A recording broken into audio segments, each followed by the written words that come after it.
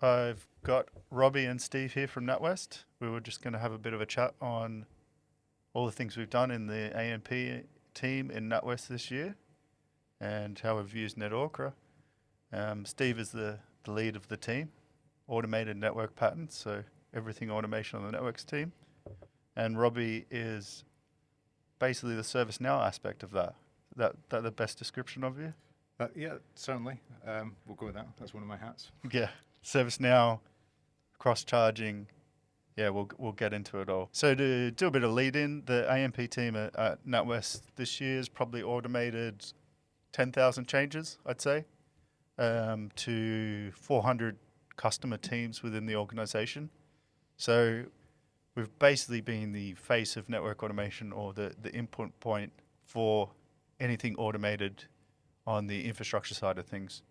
And the customer teams there have ranged from developers across mortgages, NatWest markets, all over mainframe, that kind of thing. And within NatWest, the sort of more infrastructure backend network team sits behind that. We do kind of the customer-facing automation. I don't know, Steve, how do you think the year's gone from an automation perspective? Yeah, it's gone very well. I mean, NatWest is 70,000 employees, a network team of about 450 people, so a big team. We were doing a lot of stuff manually, a lot of firewall churn. We firewall control everything, but a lot of F5 patterns as well. We typically put an F5 as a root and control point in front of everything we use, so we get lots and lots of requests for lots of apps. So, yeah, we were generally churning these requests out manually. They were taking a sprint, so minimum 14 days before we automated them. Now they go straight through.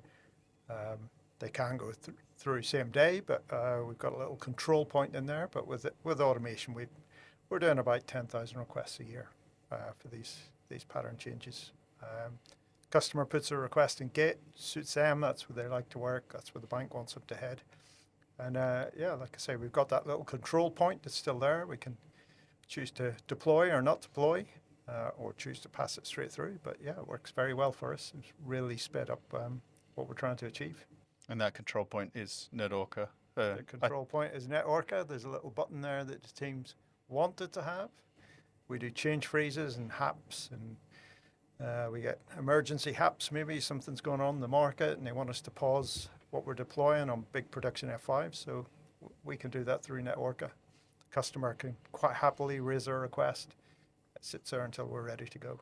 So it really suits how we want to work. And I think the interesting thing in the evolution of the A&P team was we tried to do it with bespoke solutions previously, and they just didn't really meet the scale. We started to build a API for every team and a control point for every team. And NetOrca, I sold NetOrca to you on the fact that we'd eliminate a lot of that and increase the amount of services that we'd output. And I think this year we've really shown that, because it's not only the consultants delivering services onto NetOrca, it's some of the junior members of the team have been recently. I think, Robbie, you've seen that a bit with Leanne and Ashna and co releasing a lot more. Yeah, I think the personas of the people who are using NetOrca are kind of changing as how simple it is to use and how comfortable our colleagues around the organization are getting with it. I think that's testament to the clever design and being sort of customer-centric with the solution and the tool. And I think that ultimately that's probably where the scale and the volume comes from, is at the end of it, at the front end of it, it's usable. And I think an interesting thing that's come up in conferences recently, I was speaking to someone from ServiceNow last week, and they were like, does this replace ServiceNow? And I sort of said, well, where we've implemented it in NatWest, it hasn't. It's been an aside. And I think you've seen that a lot. I think we originally thought it was going to take away ServiceNow work, but it's just moved the integration to like a back-end automation plus a front end plus a charging, that kind of thing. Yeah, I think as an organization, NatWest, like many others, puts a lot of other processes into ServiceNow. And there's no getting away from it. A lot of governance, a lot of ITIL operations are going to live in that domain. And a lot of larger organizations have customized ServiceNow to suit various parts of their operation, and ours is one of those. From a customer journey standpoint, you kind of want to make it as elegant as possible and maybe only have one touch point. But I think that we have actually done a really good job of integrating not just NetOrca, a number of tools with ServiceNow to get the benefits. You know, things like MI are fantastic, and they're kind of seen as the standard in our organization. So people, they want a dashboard that's in ServiceNow. They understand that. They can go to that. They can get, you know, apples for apples comparisons and the MI that they need. But we can also do clever things where the customer interface maybe sits on one side and then the engineering workflow sits in ServiceNow. So yeah, I guess I could talk for hours and bore everyone about all of the intricacies of how we've done that effectively. But from a top line perspective, we've absolutely integrated the tools effectively. Yeah, and I think, you know, the key difference is anything that's pure automation, we're moving on to NetOrca in some ways, because that doesn't suit a free text ServiceNow ticket. And all the subsidiary processes and the governance around that, that's not pure automation, remains in ServiceNow because it is the best sort of ITIL tracked place for that, and it's going to be at NatWest for a long time. Yeah, and I suppose that we see ways of supporting a tool like NetOrca where people raise a ticket for NetOrca support in ServiceNow. Yeah. So it's complementary in that respect. And the other thing that's come up, which you've been involved with, and Steve's been involved with the benefits, is the cross-charging element of that. So I think one of the key things we did is, I think a core foundation of NetOrca and even in ServiceNow is, can you define a service? And we've built that structure to say, strictly define what your service you're offering to the customer teams is. And that's been part of the journey, getting that definition right. It's a lot of things that I do on the design side. But now that we've done that, we had success this year in putting a cost against that. And that was a bit of a journey because we're trying to figure out the cost, and it's kind of monopoly money, the cost per change. And there's a bit of debate, I think, amongst NatWest leadership on what it should be, and a bit of worry amongst us on would people actually accept it, or would we get project managers complaining on it. But I think now it's been a resounding success. Or would you say, Steve? I think there's minimal complaints, and yeah. Yeah, I think it's a fraction of what it costs manually. I think, I've got a strap line, every pound you invest, you get 4 back. And I think that's stood quite well. But generally, we charge something like 600 quid a day for somebody doing stuff manually, and they can't do very many of these. We're doing 9, 10 times the volume. So it's a fraction of the cost. We do have a fixed cost that we give our customers. What is it, Robbie? 150 quid a change, but I think so. It is, yeah. But it's a fraction of what somebody would charge to do this manually. I think we started 150 for the more complicated service, and then more recently offered cheaper ones. Yeah, but that's down to people where they want to set that benchmark, how much they need to recoup. But it seems to work for us. But going back to the other point, when we first put it in, we got a lot of challenge on, why aren't you doing this in Terraform? Why aren't you doing it in ServiceNow? Why aren't you doing it in, there's another platform as a product service around it. We found Terraform, great for Kubernetes. They just want to throw the request out and forget about it. At ServiceNow, we find it's a bit of a monolith in the bank. It's got 20,000 users. It's a release every 2 weeks. Very rigid testing before you're released, and we just found that was too rigid for us, and the Terraform was just fire and forget. It just didn't suit the way we work, and I think a big thing for us was being able to tell our teams they still had that control. They could control what was going on their platform. I think that was a major win, and we still see that today. And coming up to Christmas, we always get a change freeze. We got a change freeze for the budget.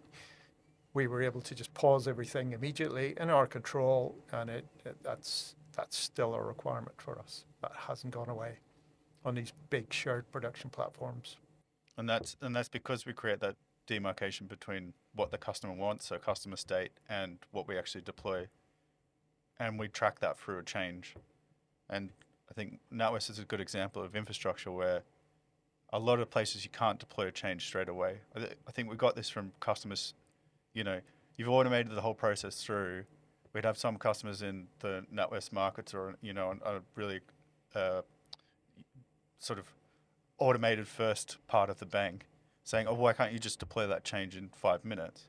Well, there's governance, there's shared platforms, there's the comfort of the platform owner, and then there's the whole dev. Maybe you can deploy dev every hour, but production, you need to deploy it after 8 p.m. on Thursday, or, just recently we had a change freeze for budget, kind of thing. So you never know when they're going to be held up, I guess. Yeah, we've got 20 million customers, part of the national infrastructure on those F5s. You don't just throw code at them and throw config at them whenever you want. It's a regulated business. We have to honor that. Yeah, you're right to call out, it's the control that's important there. So the art of the possible is, yes, we can go instantly, but depending on how many layers of caution you want to add to it, depending on what the appetite around the business is for whether it's a heightened awareness period or it's a full change freeze or whatever, you're able to turn it on and off. You can, turn it up and turn it down. So yeah, that layer of control is just another one of the benefits really of the model. And I think it's not just the control, but the thing that's important to me is the communication. So recently we put a banner on NetOrca saying that there was a change freeze. And I think that's part of the feedback we get all the time.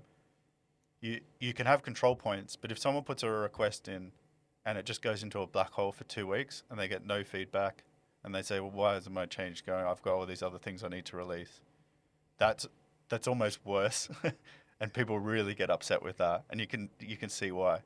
So being able to have both the demarcation between a request, so having a change instance, so there's a demarcation there, but also have a method of communicating that back. We've used that a lot this year. There's been a lot of pause changes, but it still hasn't stopped. And the point of order, I strongly believe, is your best notice board. If you send out an email saying, oh yeah, this hap's upcoming, or we're having a change freeze, there's probably 50 emails flying around the organization with words to that effect. No one reads them all. But if you're at the point of order trying to make a request, whatever piece of information you put there is absorbed by your customers and generally respected. And you're right, it avoids that pushback and escalation. End of the year now, moving into 2026.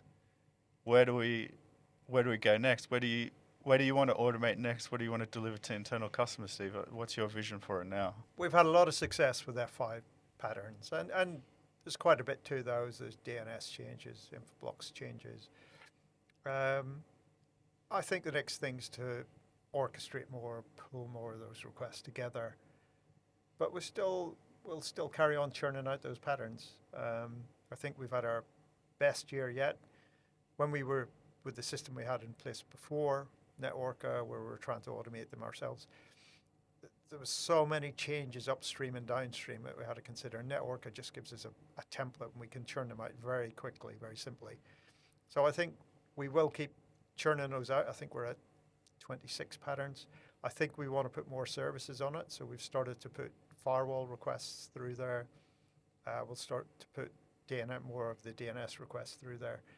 But starting to orchestrate those together and orchestrate across different teams automation as well. I think that's probably the goal, to speed things up. One of the design debates at the moment is to keep or to expand out the patterns so that the customers don't have to select anything, or to keep it a lot of little patterns. So it'd be interesting to see how that evolves, Yeah, we've definitely got 3 different customer personas.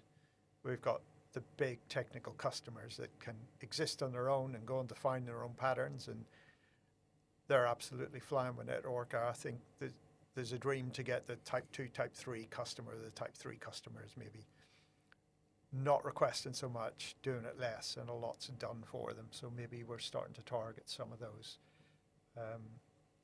But we've certainly had the success with the customers we have targeted so far. And you, Robbie, I think one of the things Robbie does is the cross-charging and the dashboards around how much we charge for each of those services, and creating the reusable budget or the self-fulfilling prophecy of network automation, but where do you see it going into 26?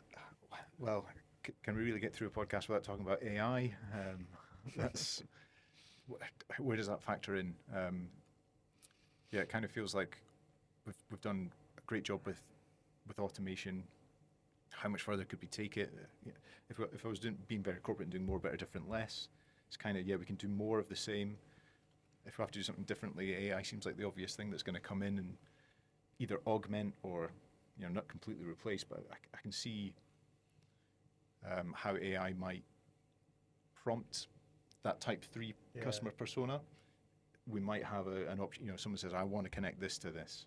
And AI has a bash at saying, well, it sounds like you need this, this, and this. And, how we sort of build that into our automated pipeline, maybe some sort of AI with an automated testing framework around it.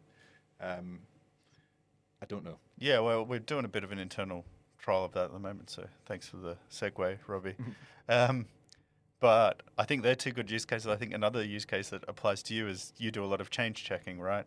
And going through technical changes to see if they're okay.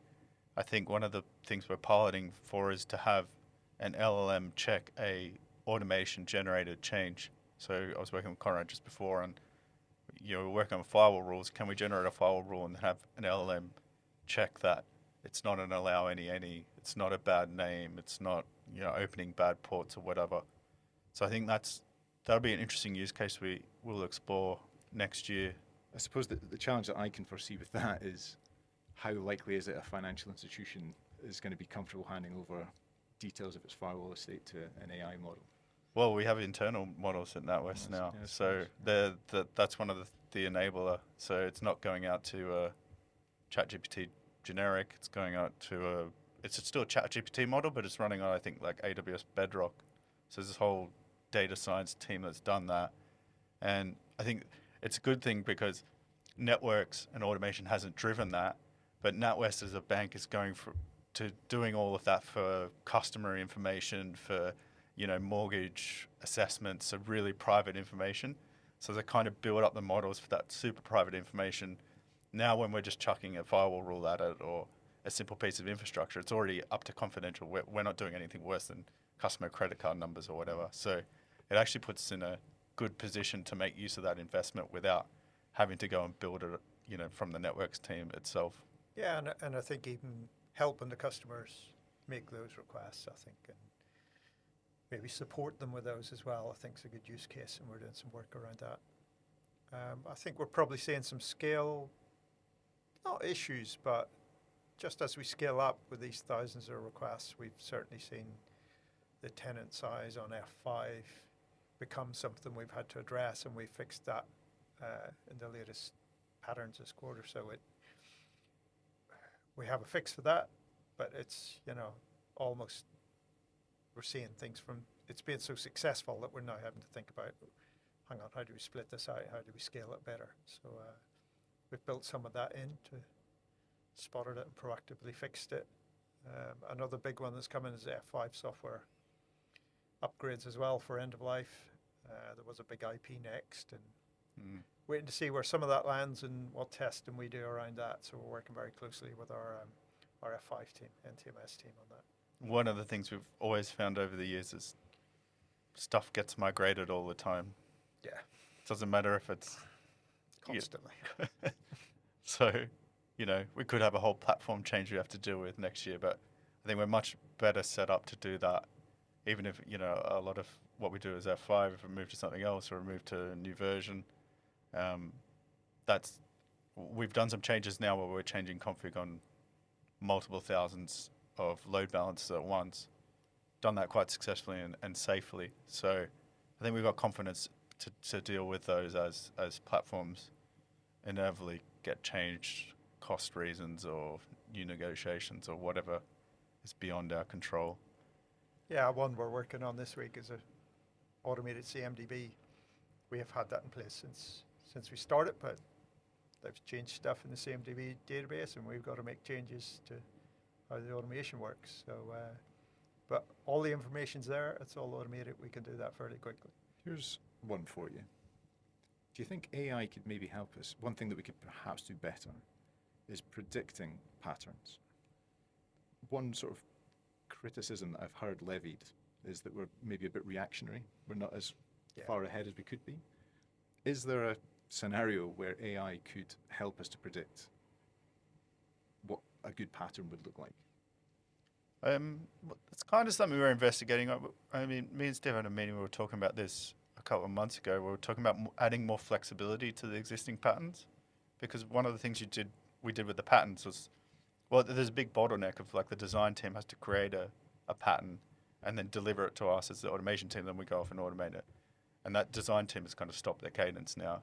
So traditionally, those patterns have been very strict. Like you had to follow this, and you had to have an internal web app that was SSH, blah, blah, blah. I think one of the things that AI potentially gives us is to make those patterns more flexible and to have less patterns, because we have so many of these weirdly named patterns now. So if you can have a more broad strokes pattern, like give me a web app, and you can ask a few things in that, and then you can get AI to infer the mid bits, then I think that will end up being a better customer experience. So it'll be an interesting experiment to see if that'll actually work, or, will that just create too much mess, and then we'll be back to the designers saying you need to lock everything down because people are requesting the wrong things, that kind of stuff. Yeah. But I think this whole element of telling people what they want, or what they should have. Yeah. Yeah, this is it. You're walking that line between giving the people what they want, but ensuring that the governance and the technical standards of the network team are being upheld. And I'm really not worried. I'm thinking that there's a transition period where we might end up having AI customers.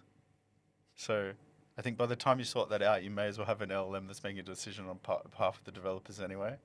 So I don't know. NatWest is investing a lot in AI right now, so it'll be interesting to see where they go. Yeah. So I've heard of the dead internet theory. Is this like the dead bank theory, that we're going to have AI customers? It's a dead inter-team interaction theory, I guess.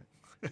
So Developers just develop, and everything else gets standard up and negotiated between them. Might have to charge a little less if we. I was going to say, I'm just already thinking about the chargeback model. But yeah, it'll be interesting year ahead. Any more questions for me? Actually, that was a good one. So, based on the fact that we do charge, and we kind of run our little corner of the NatWest universe as a business. We charge, we have product services, we deliver those, and we charge for them. What do you think, if you were CEO of that business, what KPIs, what would you say, how would you determine success for our business? What key things would you focus on? Moving forward, I think the cost per service that we deliver. So we do have that bottleneck of input defining services as we go in. But if the service is available, how much does it cost that to get that to the customer? I think decreasing that massively, because one of the things we do with the cross charging is we charge per instance of the service. We don't really relate that back to how much it costs to build that service in the first place. I think for these bigger ones, we're positive now, but I think for some of the smaller ones we've done, these intricate patterns, if you really did the cost, you'd probably be negative. So I think that's the main thing, and getting that as a factory, and because what that would do is incentivize you to then fix the bottleneck to say, if we haven't got any services coming in, then why does this engine exist? It just becomes a support engine. So keeping that engine going means that we need patterns, we need definitions of things, we need to go and implement them. We don't just automate because of speed and cost, that we automate to keep it consistent as well. So some of the smaller ones we've done just to have the same format and the same deployment, because if somebody's hacking around doing it manually, it doesn't fit the model. So sometimes they don't always cost in if you've got 2 or 3 months of dev time and testing time. But generally they do. Yeah, so I was thinking too much like a CEO with the numbers only, because there is a huge There's a security certain of Yeah. benefits, isn't there? The analogy that comes to mind when we're talking about this is like bus routes.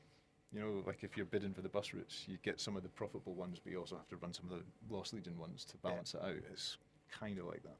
Yeah. And that's particularly relevant now because we're going into things based on the M&S hack and the Jaguar Land Rover thing that's gone on.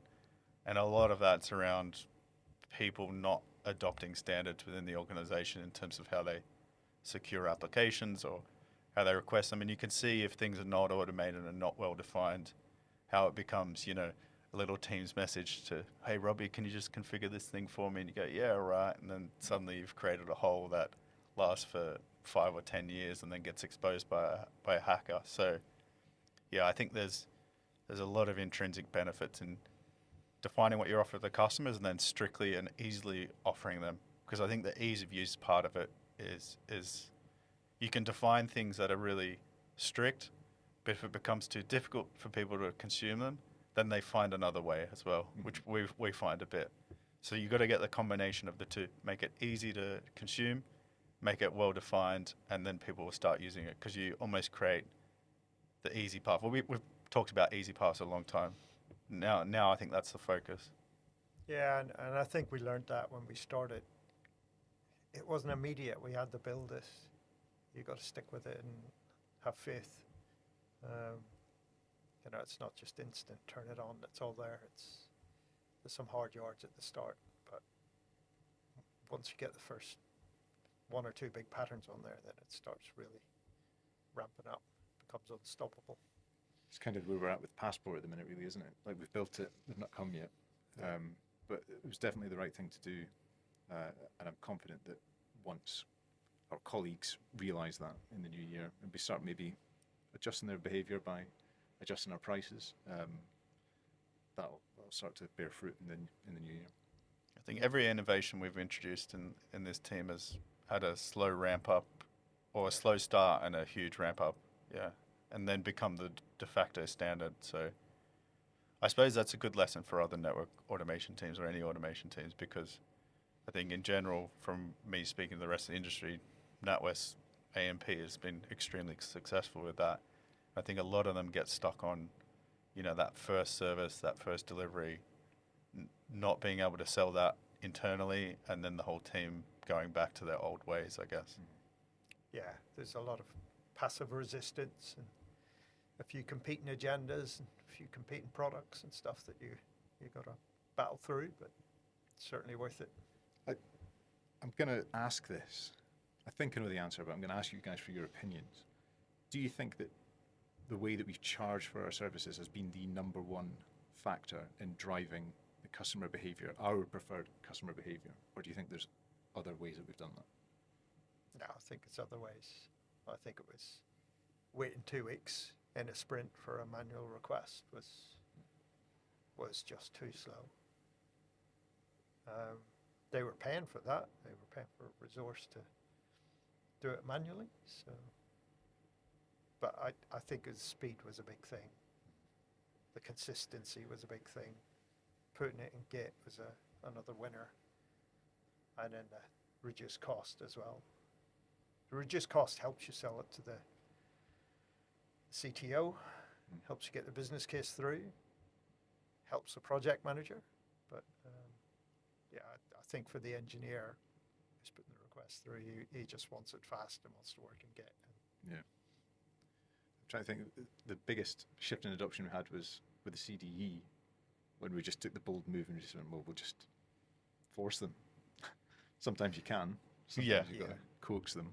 CDE being internally developed firewall rule engine, but it's a good example of we had a path around it, and then we forced people to go through it, and we were worried about would people actually adopt it, or would we get 1,000 complaints in, and we basically got 2 or 3 complaints, and then everyone started using it. Yeah. So I think we've seen that with a number of things when we force people to do it. I suppose that's the big point. We made it good, we made it easy, then we forced people to do it. That's it. You have to back it 100%. You have to know it's robust. Then you can make bold moves. And it's often months or sometimes years into development until you're confident that you can take that stance. But that's a good example of when we did and it worked. I think the skill set we had as well, we positioned ourselves as a customer-facing automation team, handling high-volume customer requests, not an infrastructure as code team, not writing code for 20 guys who were writing code for thousands of engineers. And we just focused on that. We didn't go and try and do the whole back end. We just did the customer bit, and I think that was important. So you got to know your limits and what you're working to. Don't try and automate everything front to back, because you won't. But we had great buy-in from our F5 team as well. They got on board with this, and they turned off the old manual processes for us, and everything went down this route. And those sort of bold decisions really help. If you're trying to do it three ways, the customer will just go with the easiest one they know.